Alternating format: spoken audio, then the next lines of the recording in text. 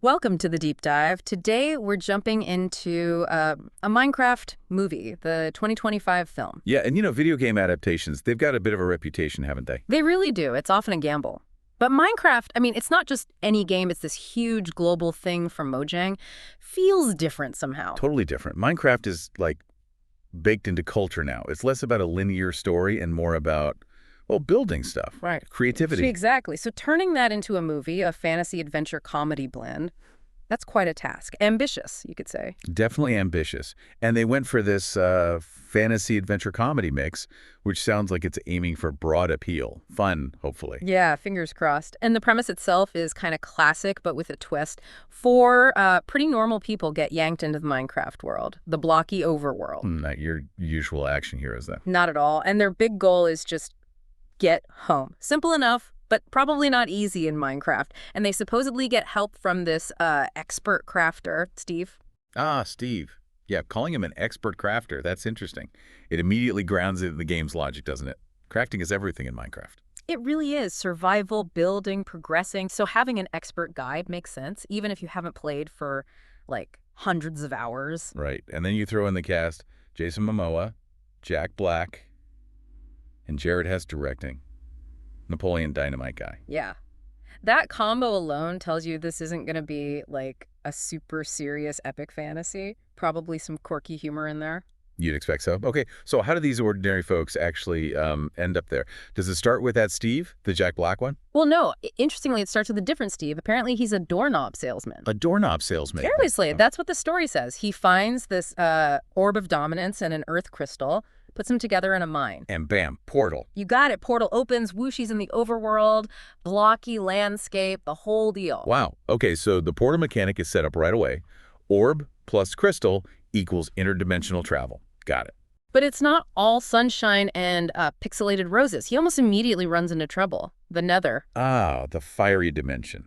And the Piglins, right. Malgosha. Exactly. She's the ruler, captures this first Steve. But somehow he manages to send the orb and crystal back through the portal with his dog, Dennis. Dennis the dog. Okay, so the key items are back on Earth, which leads us to the main characters. Right. Enter Garrett, the garbage man, Garrison. That's Jason Momoa. The garbage man. Yeah, apparently he was this, like, 80s video game champion. Now he runs a struggling game store. Bit of a washed-up vibe, maybe. Okay, so he's got a gaming background? That's a neat touch. How does he get the orb? Pure chance, seems like. He wins an auction for the first Steve's old house, finds the orb and crystal there. Bizarre luck. Huh. And connecting him through gaming history, that adds a nice little layer, doesn't it? Maybe makes him more ready to accept the weirdness that's coming. Maybe, yeah. And then we get the rest of the group. Siblings, Henry and Natalie, they're new in town. And Dawn, their real estate agent. Let me guess, Dawn's character. Oh, yeah. Super enthusiastic, dreams of opening a petting zoo. It's definitely a motley crew. Sounds like it. A former gamer, 2 kids, and a petting zoo. Hopeful. Okay, so how do they all end up going through the portal? Well, Henry's the tinkerer. He's working on this, like, experimental jetpack. Ends up at Garrett's game store. Uh-oh. Sees the shiny orb and crystal. Bingo. Starts fiddling with them, accidentally activates the portal again, and suddenly Garrett, Henry, Natalie, and Dawn are all sucked into the overworld. Classic, oops, opened a portal to another dimension moment. Yeah. So pure fish out of water then. Totally, but in Minecraft. Yeah. Which makes it extra weird, right? Yeah. Everything's blocks, the physics are different, there are monsters. Yeah, that inherent strangeness must amplify the whole what is happening feeling. It's not just a weird forest, it's a whole different reality. And things get complicated fast. Malgosha, back in the Nether, figures out the orb is back in play. So she needs someone to go get it for her. Exactly. And who does she have handy? The first Steve, Jack Black's character, she releases him, but uses his dog Dennis as leverage. Go get the orb, or the dog gets it. Oof. Okay, so now the stakes personal for Steve, too. He needs that orb to save Dennis. Our heroes needed to get home. Garrett. Well, what's Garrett's angle?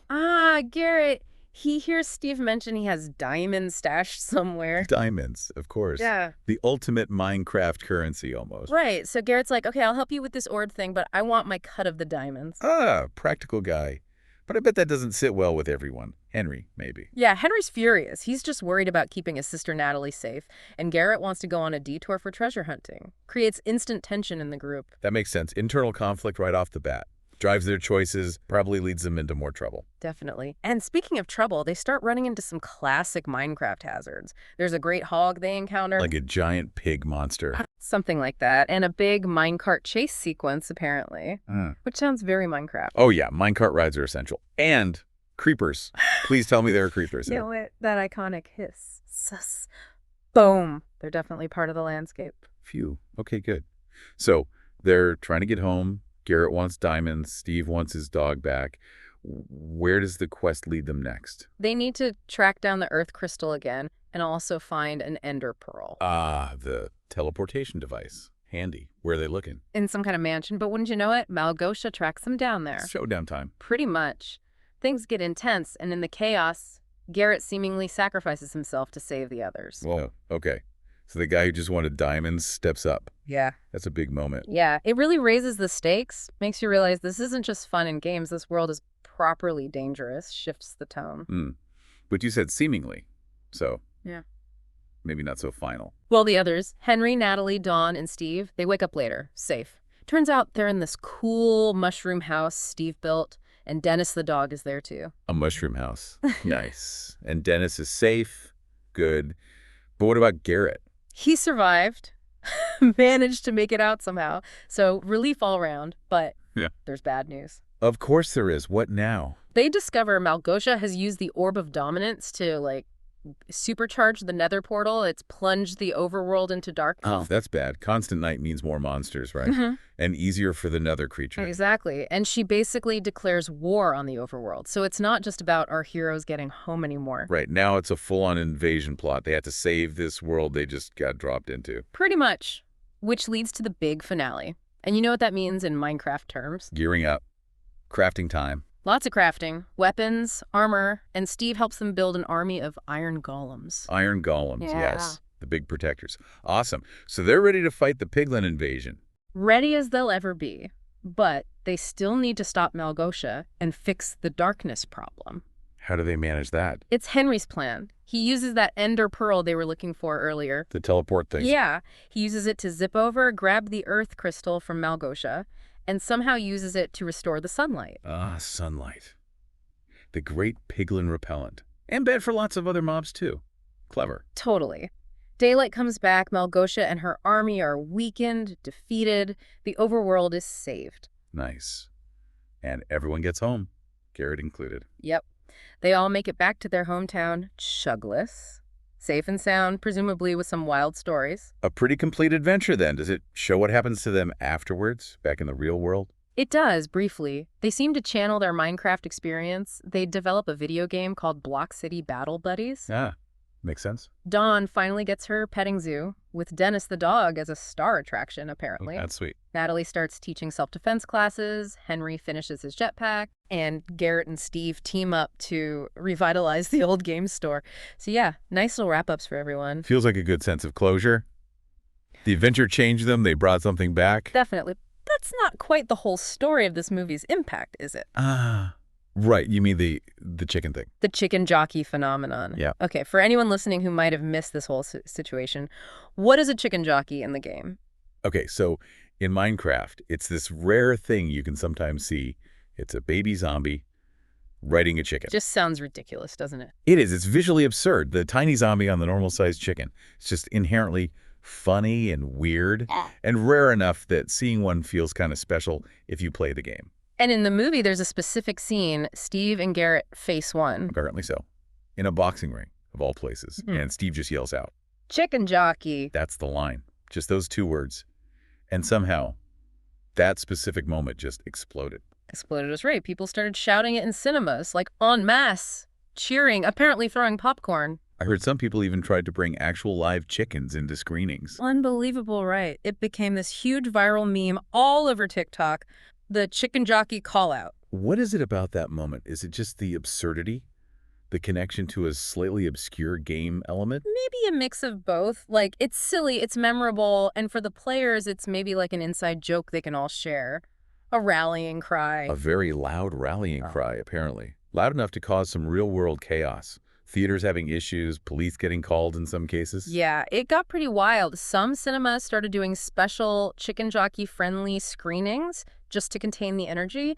Others put in stricter rules, age restrictions even. Wow, that's a level of audience participation you really don't see often. It's almost like Rocky Horror, but spontaneous and maybe slightly more poultry-focused. Exactly. And the director, Jared Hess, his reaction was apparently just finding it hilarious. Well, I guess you have to laugh, right?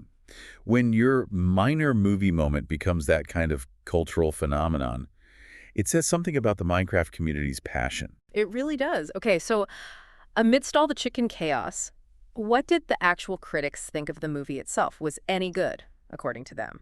It was pretty mixed, honestly. A lot of praise went to the actors, especially Momoa and Jack Black. Their charisma carried it. Seems like that was the feeling for many critics. They were funny, engaging, and maybe even elevated the material a bit where the plot felt perhaps a little thin. Ah, so the plot and character development might have been weaker points. That was a common criticism, yeah. Some felt the story was a bit basic, characters maybe not as fleshed out as they could be, which, could be a challenge when adapting a game like Minecraft. How so? Because the game is so open-ended. Exactly. Minecraft's magic is player freedom, building your own story. When you have to create a single linear plot for a movie, you inevitably lose some of that sandbox feel. It's a tough balancing act. Makes sense. But critically mixed or not, the audience clearly showed up, right? The box office numbers were huge. Oh, absolutely massive. Over $550 million worldwide on a budget of around $150 million. That's a definite hit. No kidding. That kind of success almost guarantees more, doesn't it? Usually does. And yeah, reports are already circulating about a sequel being in development. The director seems keen to explore more of the Minecraft universe, too.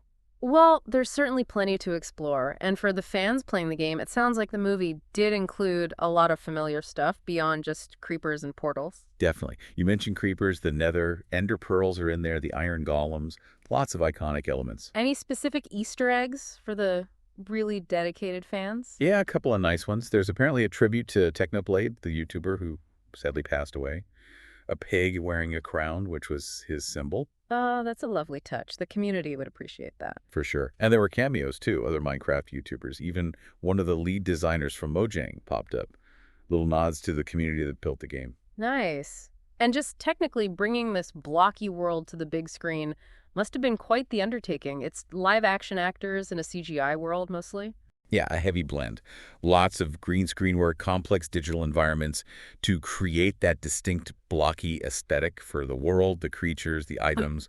You need top-tier visual effects for that. Which companies handled it? Any big name? Sony Pictures, Imageworks, and Wodo FX were involved, among others. So yeah, major players. It takes a lot of digital artistry to make blocks look cinematic and integrate seamlessly with live actors. It really sounds like it.